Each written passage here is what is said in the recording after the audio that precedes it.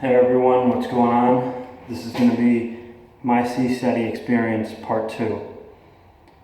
So the last video I left off right about towards the end of the 3-day workshop slash training slash conference that I was on.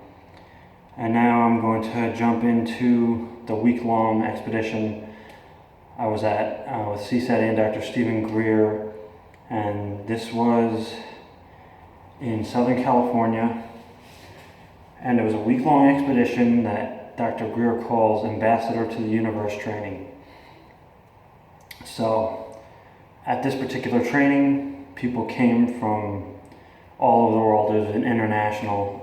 There were about 20 to 25 of us, and we began by meeting up at the first night at a home for a dinner. It was a meet and greet, and we got to meet everybody, and it was get to know each other and connect. And then after we had the meet and greet and the dinner, we went straight out into the field, and Dr. Greer gave a lecture onto contact, field work, which is what we were doing, and going over some of the basics. Here are the directions, here are some of the constellations, these are some things you want to look for. This is how the contact may happen, but be open to other ways of the contact taking place, because since the extraterrestrial civilizations that we are having contact and connection with are coming from such a high level of advancement that the ways they interact are not limited to what we define as an interaction. They can take place in many different ways, including in high strangeness ways with the fields of consciousness and perception, and they have the ability to connect directly with your own consciousness and even with the group consciousness. And if you're not familiar with that kind of communication and connection, it may seem strange, or you might not even recognize it at first.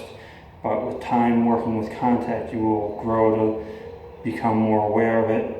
You'll become keener at identifying it, and then discerning whether it's either your own imagination or contact. But going back into the training, the first night was it was great to meet everybody and to connect with the international group, see people coming from all over the world to connect for this purpose. And there was activity the first night.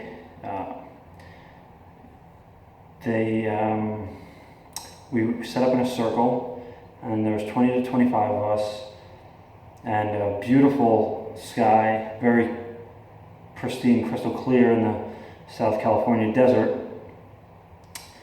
And we did a meditation. Dr. Greer led a guided meditation that we sat in silence.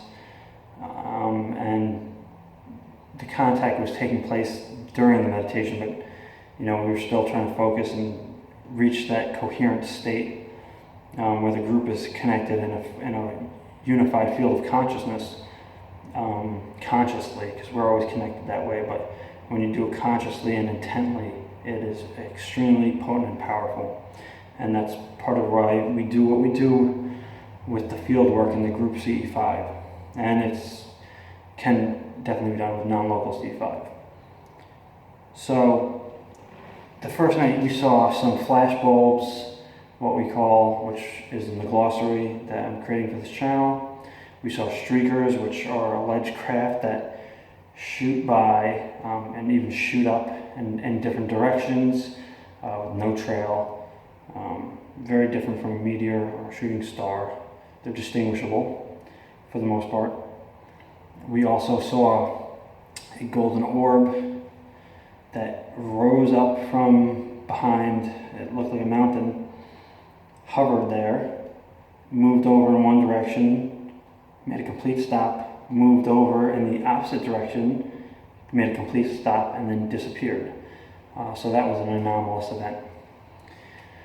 The next night, or day, I should say, we woke up. You have your free time in the morning to get breakfast, meet with other group members, connect. And I hung cool group because we had to ride around together, but we met with other groups. And we did our morning meditation, we had breakfast, then we met back with Dr. Greer and the entire expedition group at this house again, and each day had its own focus on both the lecture and the meditation training and the remote viewing training. So the next day we did the meditation training after Dr. Greer gave a lecture and answered questions, and we would practice these different meditation techniques. And this very second night in the field, just as we were setting up the circle with our chairs in the desert, as soon as we got there already, because after we had dinner, before we had dinner, we were asked to go back to our rooms or wherever and do our own private meditation practice before we go out for field work that night. So that's what we did, and as we were setting up the circle, there were already crafts waiting there, and a perfect equilateral triangle flash bulbs, golden flash bulbs, which I don't see often. I see them on very rare occasions, just for whatever reason. So they were in a perfect equilateral triangle, blipping in and out, stationary for 20 minutes. Okay, so that's a pretty intense event, contact, very direct contact event. And some of the we saw skyquake, which is when the entire sky flashes, or even a localized area of the sky flashes, like a bright light, like almost like lightning, but there's no, there's no weather conditions that would permit that. So a lot of things happened like this all throughout the training during the week. And it was great to connect with everybody there. Like I said, it was an international group. And even, and then getting back, I'll just go back to some of the highlights. I'll skip to the last day, because throughout the training we were training in the meditation techniques, remote viewing techniques, emotive listening techniques, different types of pranayama, and of course we did the mantra technique that Dr. Greer teaches or transmits during these trainings. That's part of the cosmic consciousness meditation you can find. And on the last day, we get out into the field early, so we had more time on the field, and we were there. It was still light out, it was still broad daylight out, even though it was in the early evening. After we set up and we were getting ready, we did a short meditation, and like I said, this is still broad daylight. There were two crafts out in the sky.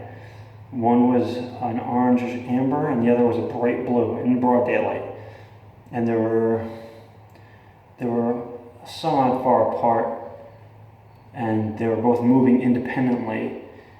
And they were there for maybe 2 minutes until they just blinked out and disappeared.